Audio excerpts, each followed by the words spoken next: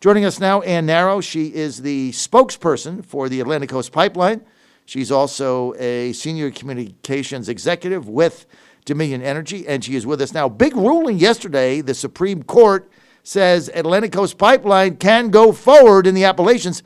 We're very excited about this because we are pro-pipeline, we're pro-union, we're pro-jobs, we're pro-energy, we're pro-everything the pipeline brings. And so a huge victory for the Atlantic Coast Pipeline coming through Virginia tomorrow. I can't wait until we have our pipeline. And to tell us all about it, Ann Nallo. Ann, great to have you with us. Hi, John. Thanks for having me this morning. So, Supreme Court overrules the lower court. Atlantic Coast Pipeline can go forward. Can you detail what happened yesterday? That's right. It was really fantastic news. We were happy to see the decision.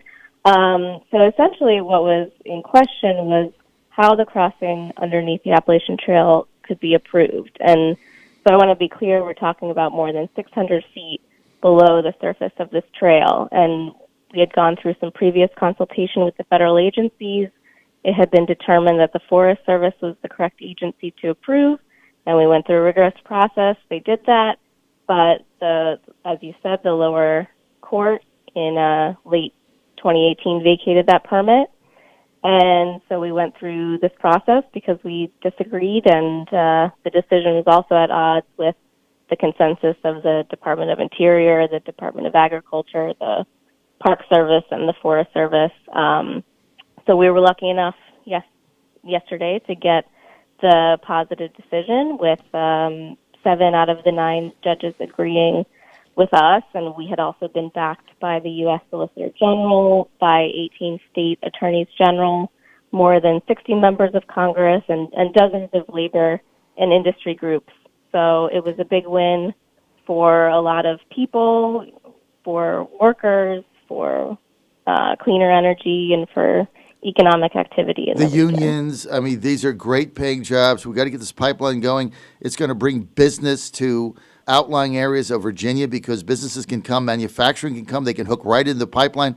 I mean, it's jobs, it's businesses, it's growth, it's economic activity, it's energy, it's power, it's unions.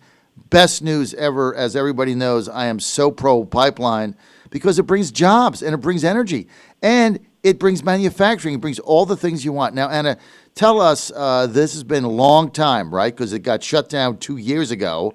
So it had to make its way up to the Supreme Court. Finally did that. Big victory. Now, when do we start? What happens?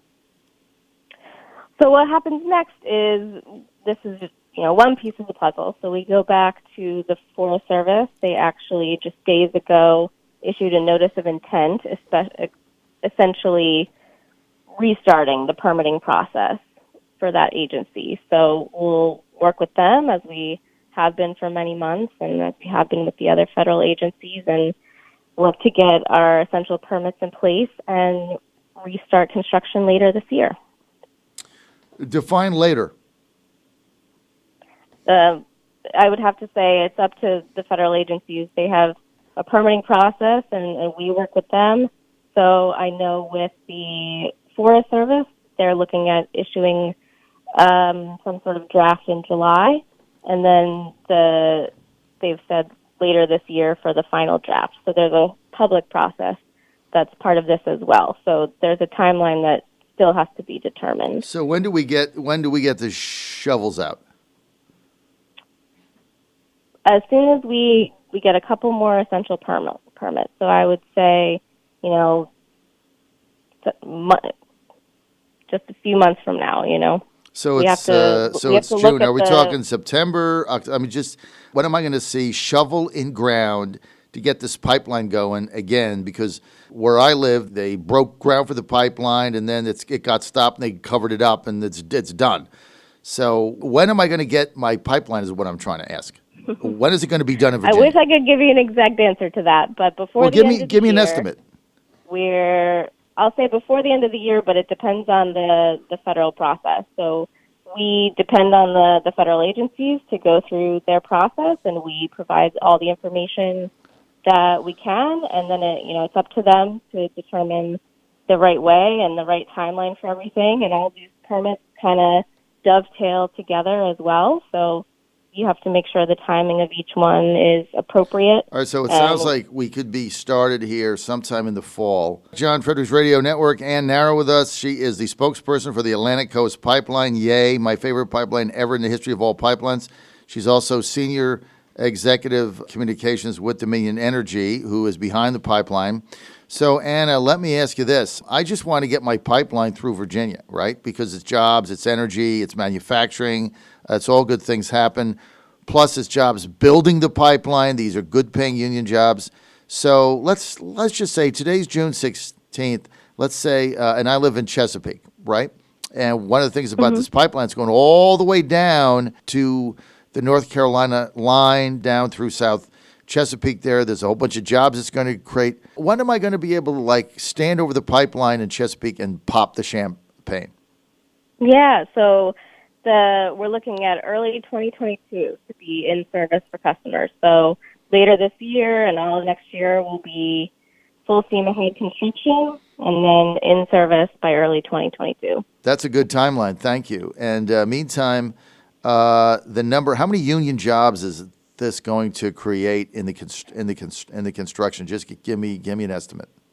Thousands of union jobs. A total, we have about 17,000 people will be employed by construction with the pipeline. So 17,000 new union jobs coming, right? And these are good-paying jobs. These are annually $100,000 jobs for union workers in the Commonwealth, right? These are I can't wait. I love my union friends. I know they're excited about it. And then, okay, so here's my other question. Are there any more obstacles, like people sitting in trees, doing protests, squatting on the pipeline so you can't build it, all the things we saw in the past, eminent domain issues? What are the other obstacles ahead? I think at the moment we're going through the permitting process and we don't have any other legal challenges. So we're just working with the agencies and we'll get these permits reissued as quickly as we can together and move forward. So, Anna, when did this process start? Like 2014, right? That was when the project was announced, and I think in 2015 was when a lot of things started happening with it. So it was announced in 2014. I remember there was some acronym they had to go through. I forget what it was called. It was an acronym. I no longer remember, but it had to go through all these little permit things and the EPA or something. I don't remember.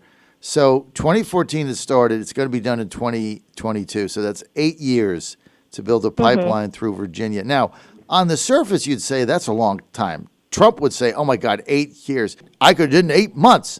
And not really. So when you really look at the massive pipeline project, if you can get this done by 2022 and it's under a decade, I think I honestly think in our environment today, that's pretty good.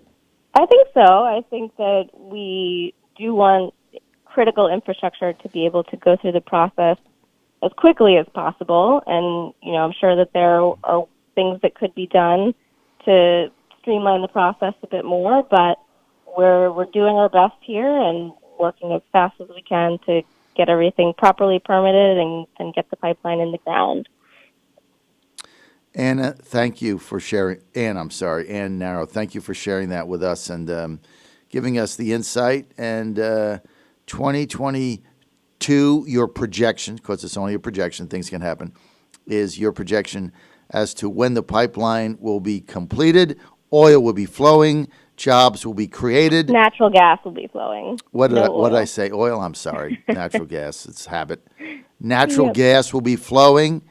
And the best thing about this is people don't realize some of the areas it's going in really need jobs. They need jobs bad.